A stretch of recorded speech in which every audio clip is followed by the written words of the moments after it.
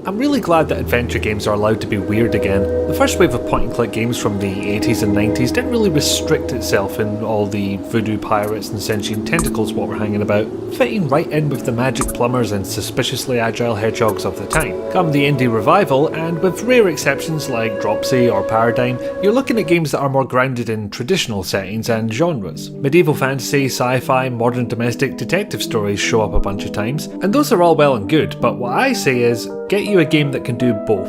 The Darkside Detective features a police detective specialising in the paranormal, or indeed dark side, and that comes with all of the no perks you'd expect, if not fewer. The game does not take itself very seriously if the options menu didn't give that away. Now, I could very easily pretend that I planned a slow transition from serious games like Lydia to the light-hearted fare of today's subject, with Dropsy arguably being a transition between the two. Anyone familiar with my planning abilities would know just how vast a lie that was, and frankly, I don't need my nose getting any bigger. It already needs a warning beep whenever I walk backwards. Anyway, this is normally where I retell the game's intro story in a humorous, minimalist, and often unflattering way. Well, the Darkside Detective has got one over on me because there is no intro for me to bastardize. You go straight from the main menu to your first case, a choice of two in fact. Case number 1 is the shortest, very much the tutorial of the set, and completing cases will unlock the other 4 in turn. These are all their own self-contained monster of the week type stories. They do expand a little on the characters in the world in later cases, with the final case raising the stakes significantly,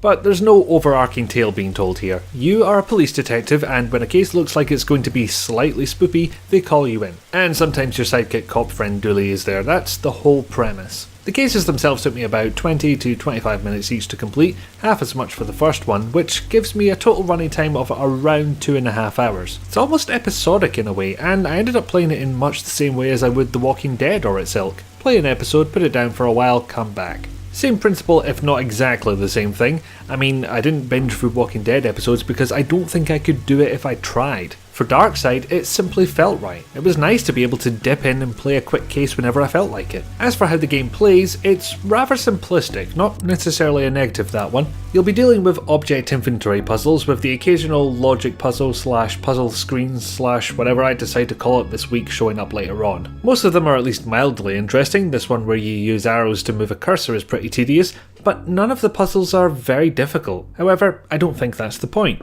See, as I said before, the game doesn't take itself seriously, not even a bit. Dialogue is resplendent with jokes, references, and merciless assaults on the fourth wall. The game wants to entertain you, that's my take on it. I mean, it has the ghost of Enid Blyton accusing you of police brutality. When do you get to see that? It's maybe a good thing this game doesn't have any voice acting, because all this meta dialogue must be tough to get right. Further examples of this simplicity can be seen in the movement, which ironically you can't really see since your character doesn't actually walk anywhere. If you remember how Tormentum played out, it's like that. You don't pick a spot to walk to, you click on exits and find the protagonist standing in a different room. A little jarring at first, although seeing it before has dulled the effect on me, I assume. Ultimately, it's inoffensive. At worst, this could be a sign of laziness on the part of the developer, but there's enough polish elsewhere to make me think that's not what happened. For one thing, I'm not even sure what a walking animation would look like on these characters. Gets you through exits quicker too, yay for that. Mind you, it does make it harder to appreciate the music if you're flying through screen after screen like I was,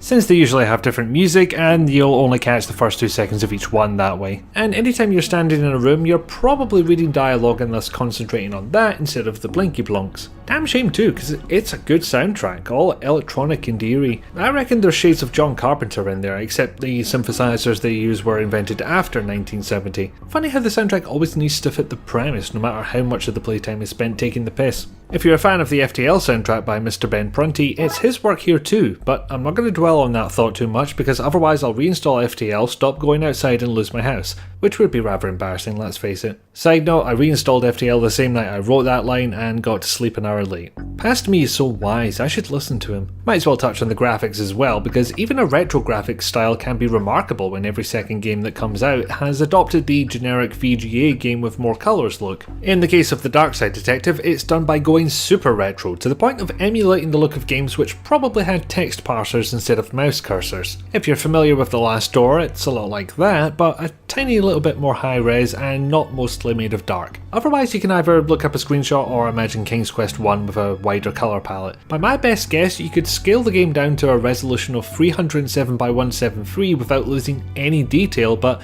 it's hard to tell what parts are meant to be 1 pixel wide. It might be even smaller than that. As I said, super duper retro. What I feel the Darkside Detective brings to the table is an upmarket motorhome full of charm. The most retro of the retro graphics, a suitably atmospheric soundtrack that's great to listen to on its own, references and meta humour coming out your ears, get that checked by the way, it's contagious, and a boatload of banter between your protagonist and Officer Dooley. Despite our fine upstanding officer having but 2 character traits, being surprisingly anti-authority and being worryingly dumb, they still find ways to make those 2 jokes at least a little bit fresh each time, even if they focus primarily on the doofus angle.